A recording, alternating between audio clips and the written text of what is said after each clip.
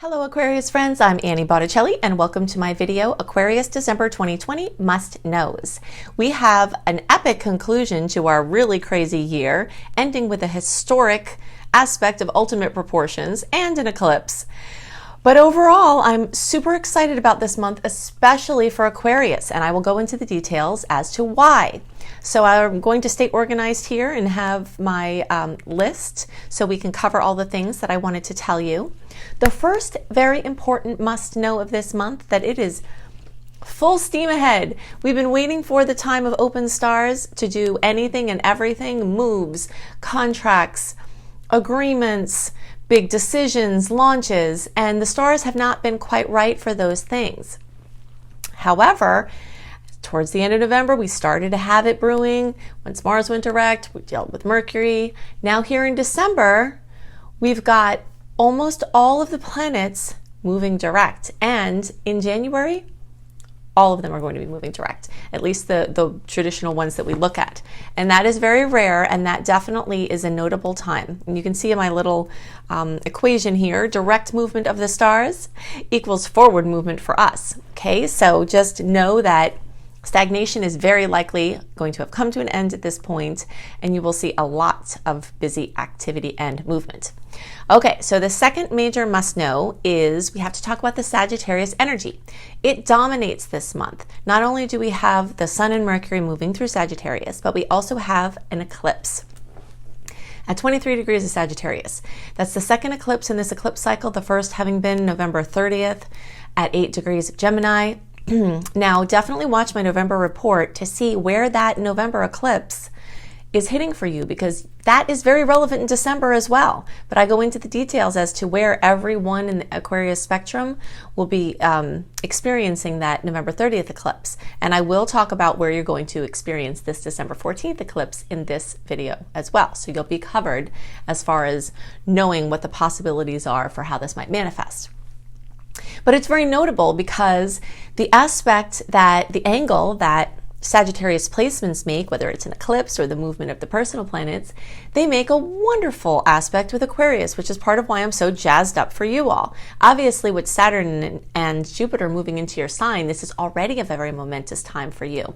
And if you haven't already watched my Jupiter in Aquarius for each sign series, you'll definitely want to watch Jupiter in Aquarius, Aquarius Must Knows, because that's the one specific for you. So if you could just search for that title and Annie Botticelli, or look on my homepage then of YouTube, then you'll find it there. But that will talk more about what Jupiter moving into Aquarius looks like. But just in general, this time is just really all about you guys. So the angle of a 60 degree, which is what Sag planets and the Sag aspects are making for you, are the opportunity, I call it the ingredients on a counter aspect, because what that brings is delicious ingredients to make a wonderful dish. And sometimes you can enjoy the ingredients individually, right? But it's not the same as if you take them and turn them into something. So you're going to have a lot of opportunities, and what you do with those opportunities is going to be up to you. And there's one very important piece here, because I do see a lot of times people will post in the comments as there are these major openings for certain signs, where we'll say, okay, all this opportunity is coming, and then they say, oh, that came and went, nothing happened. In instances like that, if you find that that is happening to you as a pattern, that is an inside job. If you are not a vibrational match for the types of changes that the opportunities could bring, then you're not going to experience those, because it's the law. There is a law of the universe that we can't have that which we're not a vibrational match for. So that means you've got to go and hit the inner work really hard. And I've got quite a bit of free inner work just on my own. And of course, I'm sure there are massive amounts of things out there. But when you go to, later on, I'll talk about my school. I've got free courses on my school. You can look at the links underneath the video to see more about this too. But just hit the inner work really hard. EFT, EMDR, NLP. You can look up those acronyms. If you're finding that things are not gelling for you, you'll want to do that work. And it wouldn't be a bad idea to be proactive with this, because a lot of change wants to come to you, and the degree to which you can accept it is the degree to which you can really embrace what wants to happen. Okay, so one of the most important things to note, oh wait, the other thing I wanted to talk about, the energy of Aquarius is brought up globally because of Jupiter and Saturn moving there. But you also have the personal planets moving through the house of Aquarius in your chart, which means that everything having to do with Aquarius is super double, triple charged for you at this time, and that's starting a long-term trend. So if you want to get your website up, if you want to increase your online presence, if you've been forced to remote work and you need to do more online things, all of these things are well supported. If you want to expand your network, either virtually or in person, all of that wants to be supported. If you want to do, dating or meeting people, expanding your social groups or redoing your social groups or having an online presence through social media, all of those things are Aquarian-based things that are lit up for everybody, but especially for Aquarius placements. So anything like that, humanitarian efforts, you wanted to start a nonprofit, you want to get involved in volunteering, you want to do a community project. Those of you with community projects, whether they're online communities or like local things, have a massive amount of support. If you're an entrepreneur, there will be tons of opportunities in keeping things local. So all of that is lighting up for you. So now we're going to go through the hot date summary, and then I'll go into a little more detail about some of the aspects that I've already discussed and give you some information on some other things we didn't talk about. Now, I'm hitting some highlights of these dates, but if you want a comprehensive monthly write-up with all the sweet dates, all the salty dates, what the aspects are, what you can expect from them, plus a write-up of the general energy of the month and things you need to know, delivered in your inbox 1 month early, you'll definitely want to go to anniehelpsyou.com, sign up for my free email newsletter. I only send out 3, no more than 4 emails a month, and they're all content rich, meaning I make things for you. They're not just trying to sell stuff and barraging you every day. I'm not into that. So I make resources to help you make the most of the opportunities, and that's what these emails have. But you'll get this full report of the hot dates delivered into your inbox 1 month early. All right, so now I'm giving a big yay to November 30th through December 5th, okay? And that's because the eclipse is on the 30th, and there actually is a nice aspect on that day, and then we have a string of nice aspects through December 5th. And we have other nice aspects in December, and we'll talk about a couple more of them. And they're interspersed throughout some other mischief there. But this is just a nice, clear opening where there's just a lot of oomph, a lot of momentum, and a lot of sweet energy. Excuse me. So the next thing I wanted to talk about has to do with the December 14th eclipse and where you will see that show up in your chart and what other resources I've created to help you see the many different ways how that can manifest for you. Okay, so all Aquarius placements find either on my YouTube, look for Annie Botticelli on my YouTube page. It's a playlist, or you can search individually for it. I'm sure it will come up. Search for my eclipses in Sagittarius video. That will be relevant for all Aquarius placements. Search for my eclipses in Aquarius video, because that's the house that's accentuated for you all. And then if you are a later degree placement, so if you're like February 11th or so through the rest of the sign, maybe even a little sooner, February 8th through the rest of the sign, or if you're like, we'll say it like the 18 degree or so and later, you'll also want to watch my eclipses in Capricorn and 10th house video, okay? Because that eclipse is going to shift for those of you who are later in degree or later in the sign, and you might see the implications come up in that house in a very strong way. So those are 3 resources that you can point to, and that's exactly what's going to happen. Basically, if you're in the early degrees, so like January born through like around February 10th, you're going to have this eclipse in the 11th house, which is that Aquarius eclipse thing that I told you to look at. Now, later in the sign, it's going to start to shift back into or near the 10th house, okay? So work, career, business, all of that for you later degree placements especially, and then everything having to do with Aquarius, which are some things I've already listed, but you can see the video for that.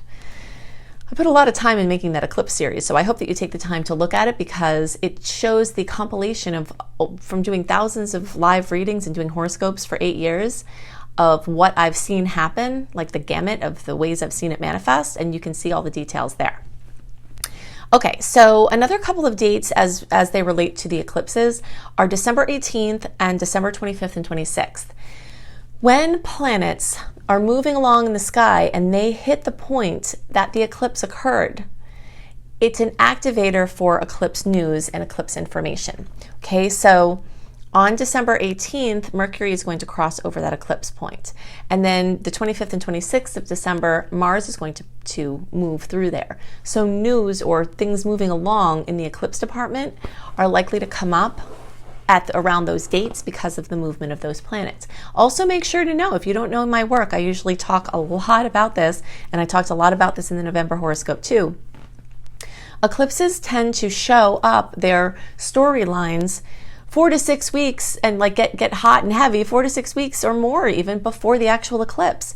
There's an eclipse season that there's just months where it's just very ripe with eclipse changes. And eclipse changes are life-changing, transformational. You look back before that point and things might never be the same again. You know, trajectory changes, sudden closings of things, sudden openings of things. So these are very dramatic, which is part of why I put so much into the eclipse series so that you can really understand how they might hit you. Okay, so now the next thing, of course, is December 21st, Jupiter and Saturn conjunction. This is historic. This happens every 19 years, so this is very notable. And I also do talk about, or I will talk about, after we go through this hot date list, I am going to give you more information about that connection, including answering the question. I had a couple of questions under my Jupiter series post. How will Saturn being in Aquarius affect the energy of Jupiter also being in Aquarius? So I will answer that question in a couple of minutes here. So the next thing that we want to talk about is December 24th through the 27th. There's two amazing aspects. Mercury and the sun will trine the planet Uranus on the 24th and the 27th. And this is wonderful because the planet of Uranus is like surprises and insights and breakthroughs, and a trine is the most favorable aspect in all of astrology. So we really want to chase these trines, see when they're going to be, let them be the cherry on our beautiful cake if it's been a good time, let them be the support if there are other challenges. You know, these are things to really look forward to and look out for. So around the holiday time, you will see those too. Now there is a little crunkly aspect. That's why I have an O and a yay, kind of, because the sun will also square Chiron, and that often, has some feelings being hurt or discouragement, but that energy around that time is still overwhelmingly positive. Okay, so the last thing on our hot date summary before we talk more about the Jupiter and Saturn connection is the December 29th full moon in Cancer. This is going to bring fullness, completion, fruition to everything having to do with home, family, and real estate, or anything having to do with home-based businesses or anything else under the Cancer domain. And that's for everybody. And specifically for Aquarius placements, you've got the energy of health, pets, your work or your daily work experience or your business. And that's where it's going to take place if you are a January born. But if you are a February born, that's going to, that's going to drop back into the 5th house. Okay, and the further into the sun you are, the further away from that 6th house you're going to get. Middle degree people who are basically February 1st through 10th or 10 to 19 degrees if you're watching for your moon rising. The middle degree people tend to have kind of like a hybrid where it could go either way. It could be in the 6th house energy, it could be in the 5th house. But the later you are in the sign, the more likely it's going to manifest this full moon, this completion, this fruition, this drama, or this wonderful, whatever it is going to be, is in like romance, your creativity sector, your house of children. So look out there for some intensity. And it may have some intensity because Cancer angles are 1, 2, 3, 4, 5 degrees away from Aquarius, which is an awkward angle. So there might be a little more awkwardness to this.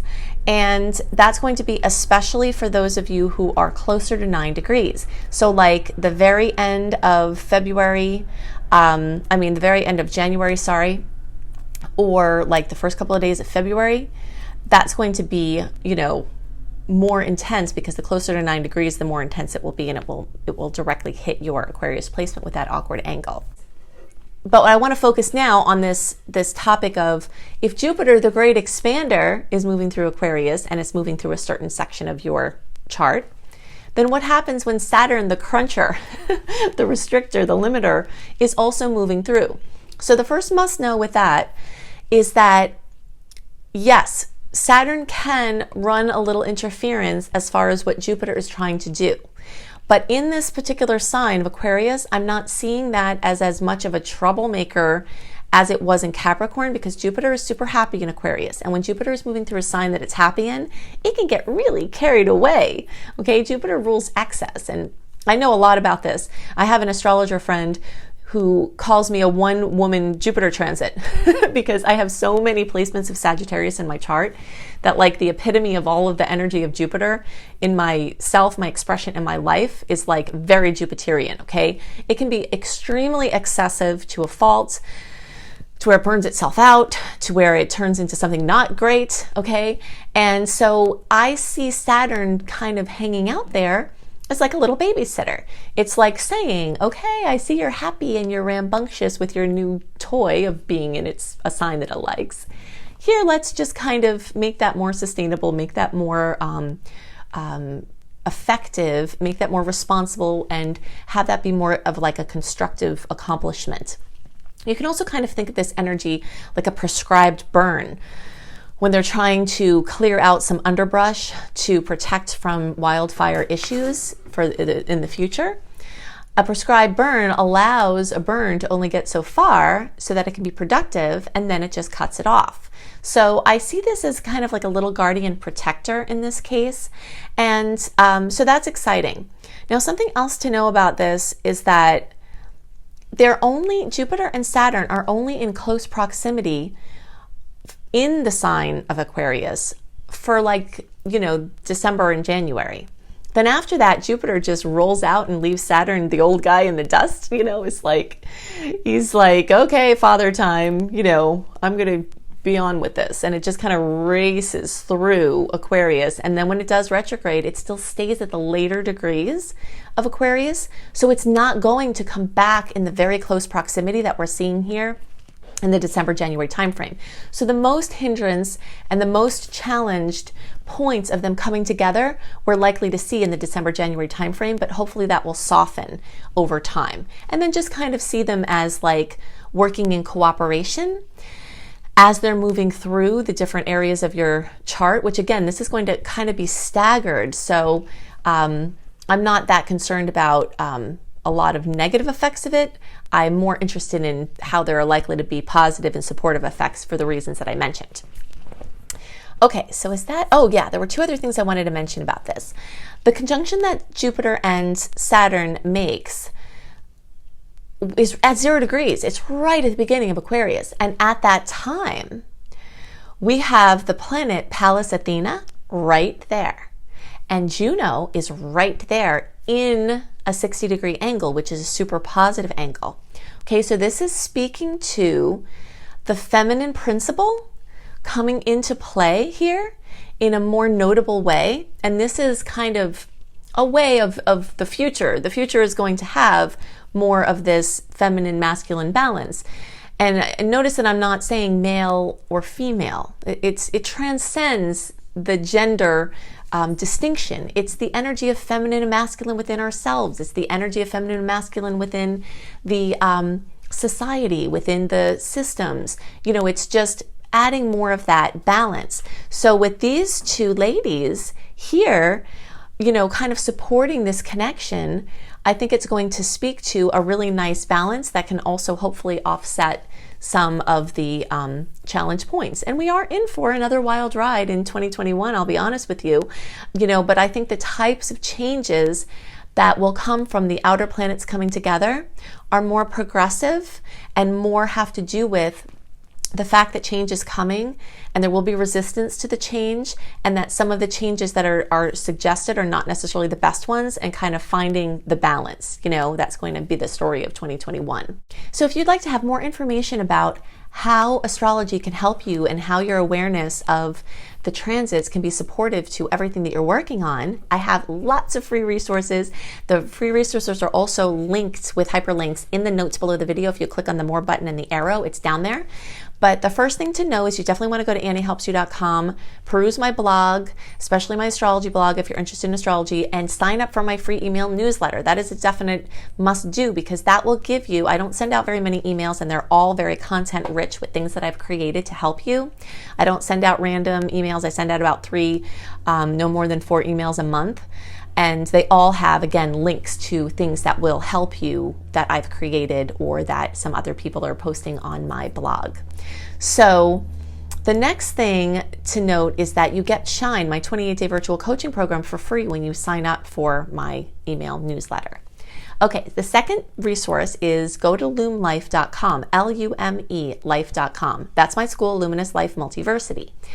And this school has some free classes, including a course called Unleash Your Money Magnet, and a couple of wellness classes, including one called Claiming Victory Over Viruses.